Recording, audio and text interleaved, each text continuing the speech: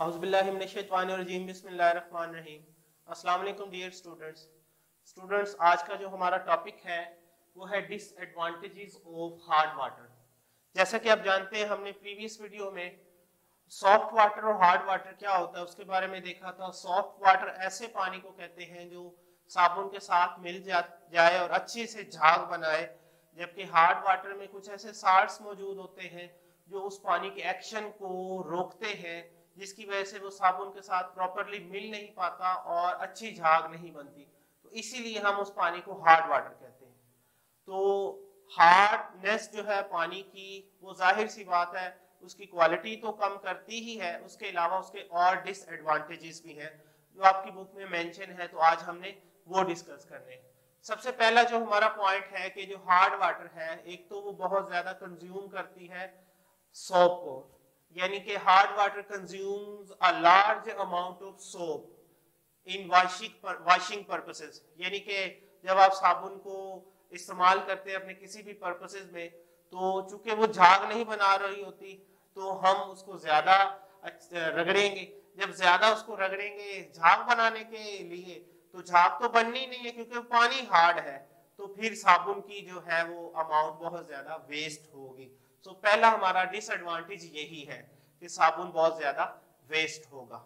दूसरा क्या है कि drinking hard water causes stomach disorders, कि अगर हम ये हार्ड वाटर पीते हैं तो जाहिर सी बात है इसमें साल्ट्स मौजूद हैं जो उसके अंदर हल हुए हैं और वो हो सकता है हमारे स्टमक के लिए अच्छे ना हो। इसीलिए बहुत से स्टमक के प्रॉब्लम हो सकते हैं, जिनमें डायरिया हो सकता है, डिसेंट्री हो सकती है, हेपेटाइटिस ए हो सकता है।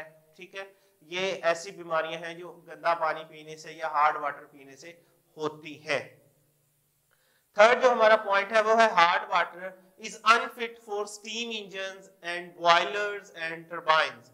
अब ये स्टीम इंजन्स क्या है, बॉयलर्स क्या है, नाम से आपको जाहिर है कि ये इंडस्ट्रीज में जहां पानी गर्म चाहिए होता है वहां बड़े बड़े इनके पास बर्तन होते हैं जिन्हें बॉयलर्स कहते हैं, जहां पानी को बॉयल किया जाता है। स्टीम इंजन्स क्या है, इलेक्ट्रिसिटी बनाने के लिए जो स्टीम बनाई जाती है पानी को गर्म करके, और फिर उसके बाद उस स्टीम की मदद से टर्बाइन्स घूमते हैं और वो टर्बाइन्स जो है वो इलेक्ट्रिसिटी जनरेट करते हैं। तो इसीलिए यहाँ स्टीम इंजन्स का भी जिक्र है, टर्बाइन्स का भी जिक्र है। इनमें अगर हम हार्ड वाटर यूज करेंगे तो वो भी नुकसानदेह होगा। अब वो कैसे नुकसानदेह होगा, होता क्या है कि जो कैल्शियम और मैग्नीशियम के साल्ट्स हैं हार्ड वाटर के अंदर, वो इस बॉयलर्स की दीवारों की अंदर वाली साइड पर डिपॉजिट होना शुरू हो जाते हैं, चिपकना शुरू हो जाते हैं, जमना शुरू हो जाते हैं। जैसे मैंने प्रीवियस वीडियो में बताया था, हार्ड वाटर को खत्म करने के लिए बॉइलिंग का एक मेथड है। तो आप देखते हैं कि जिस बर्तन में हम वो पानी गर्म करते हैं या बॉईल करते हैं, वो बर्तन के अंदर की तरफ व्हाइट कलर की लेयर्स बन जाती हैं।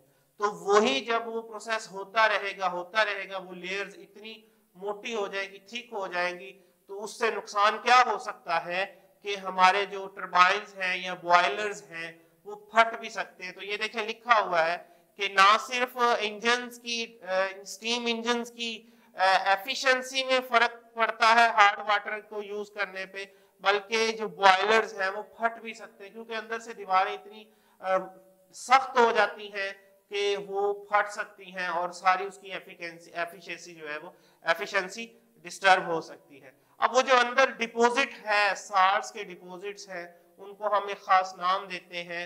उन डेपोजिशन ऑफ साल्ट्स को हम कहते हैं स्केल्स, स्केल्स भी कहते हैं और बॉयलर्स स्केल भी कहते हैं। तो ये तीन आपके जो टॉपिक के अंदर पॉइंट्स हैं डिसएडवांटेजेस ऑफ हार्ड वाटर में, और ये मोस्टली शॉर्ट क्वेश्चन में भी पूछे जाते हैं। बॉयलर स्केल्स क्या है, तीसरा पॉइंट जब हम सारा कर लेंगे तो बॉयलर स्केल की डेफिनेशन हो जाएगी, ये अलग से शॉर्ट क्वेश्चन पूछा जाता है। और इसके अलावा बाज़ बात जनरली भी पूछ लिए जाते हैं, और एज अ होल यानी ये सारा पॉइंट जो है वो लॉन्ग क्वेश्चन के तौर पर भी पूछा जा सकता है।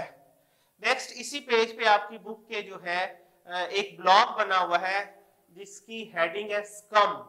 स्कम क्या है, जैसे यहाँ आ जाए, अगर हम यहाँ बताया है कि हार्ड वाटर को जब हम साबुन के साथ मिलाते हैं तो अच्छी झाग नहीं बनती, तो वो एक गाढ़ा सा मटेरियल बन जाता है, लेसदार सा होता है, प्रिसिपिटेट हम उसे कहते हैं। उसको स्कम कहते हैं। अब वो बनता कैसे है ये सुनिएगा कि जो साबुन है उसके अंदर सोडियम साल्ट के साथ long chain of carboxylic acid होते हैं, यानी कि आपके पास फैटी एसिड्स होते हैं, फैट्स होती हैं जो ऑयल से या जानवरों की चर्बी से निकाली गई होती है, उन्हें फैट्स कहते हैं, चर्बी कह लें सिंपली आप, वो साबुन के अंदर होती है। अच्छा, जब आप उस साबुन को हार्ड वाटर के साथ मिलाते हैं तो हार्ड वाटर में आपको पता है कैल्शियम और मैग्नीशियम के साल्ट्स होते हैं, तो ये कैल्शियम और मैग्नीशियम के साल्ट्स और ये कार्बोक्सिलिक एसिड ये आपस में मिलकर एक प्रिसिपिटेट बना देते हैं, जिसकी वजह से साबुन की झाग प्रॉपर नहीं बनती। सो इस इनसॉल्युबल प्रिसिपिटेट को हम कहते हैं स्कम। ठीक है, इस स्कम के बनने से फिर क्या होता है, एक तो साबुन बहुत ज्यादा, वही जैसे मैंने पहले बताया है कि हम झाग बनाने की कोशिश करते हैं लेकिन झाग तो बननी नहीं क्योंकि पानी हार्ड है, इसीलिए साबुन बहुत ज्यादा वेस्ट हो जाता है और फिर साबुन की वर्क करने की जो सलाहियत है, एफिशिएंसी टू डू वर्क, वो भी क्या हो जाती है, खत्म हो जाती है। तो ये होता है स्कम। ये भी शॉर्ट क्वेश्चन के पॉइंट ऑफ व्यू से इंपॉर्टेंट, एक ब्लॉक के अंदर ये सारी बातें बताई गई हैं। तो ये है आज का हमारा टॉपिक, छोटा सा टॉपिक है, इसमें हमने डिसएडवांटेजेस ऑफ हार्ड वाटर देखे हैं और ये लॉन्ग क्वेश्चन और शॉर्ट क्वेश्चन दोनों के पॉइंट ऑफ व्यू से इंपॉर्टेंट है। तो इंशाल्लाह हम नेक्स्ट लेक्चर में अपनी नेक्स्ट वीडियो में अपने नेक्स्ट लेक्चर को डिस्कस करेंगे। तब तक के लिए अपना ख्याल रखिएगा। अल्लाह हाफिज।